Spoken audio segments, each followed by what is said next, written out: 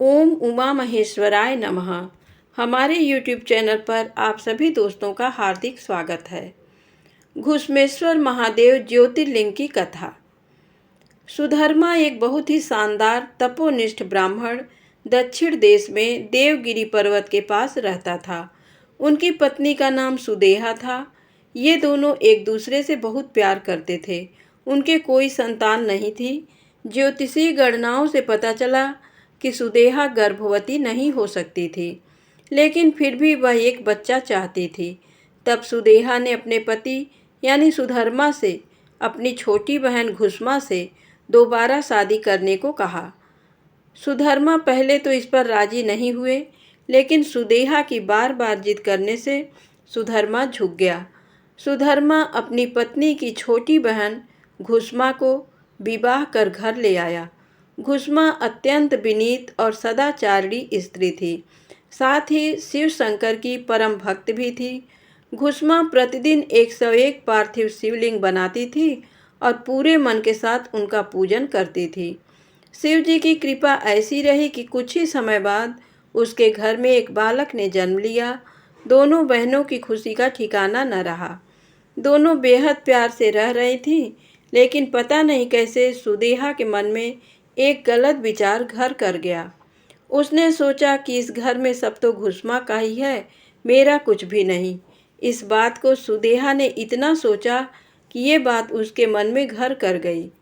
सुदेहा सोच रही थी कि संतान भी उसकी है और उसके पति पर भी घुश्मा ने हक जमा रखा है।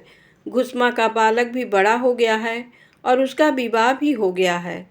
इन्हीं सब कुविचारों के साथ एक दिन उसने घुश्मा के युवा पुत्र को रात में सोते समय ही मौत के घाट उतार दिया। वहीं उसके शव को तालाब में फेंक दिया। यह वही तालाब था जहां घुश्मा हर रोज पार्थिव शिवलिंगों को फेंका करती थी। जब सुबह हुई तो पूरे घर में कोहराम मच गया। घुश्मा और उसकी बहू फूट फूट कर रोने लगे, लेकिन घुश्मा ने शिव में अपनी आस्था नहीं छोड़ी। उसने हर दिन की तरह ही इस दिन भी शिव की भक्ति की।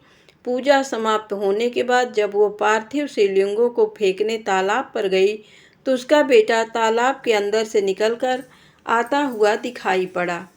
बाहर आकर वो हमेशा की तरह घुश्मा के चरणों पर गिर पड़ा। ऐसा लग रहा था कि वो कहीं से घूम कर आ रहा हो। तभी शिव जी प्रकट हुए।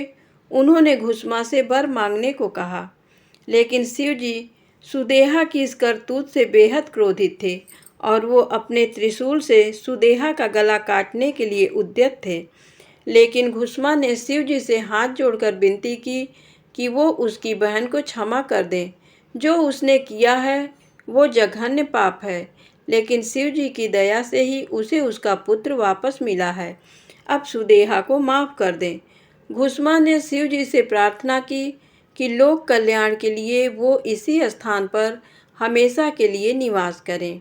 शिव जी ने घुश्मा की दोनों बातें मान ली और ज्योतिर्लिंग के रूप में प्रकट होकर वहीं निवास करने लगे। शिव भक्त घुश्मा के आराध्य होने के कारण ही इनका नाम घुश्मेश्वर महादेव पड़ा। इसे घृष्णेश्वर के नाम से भी जाना जाता है। धन्यवाद।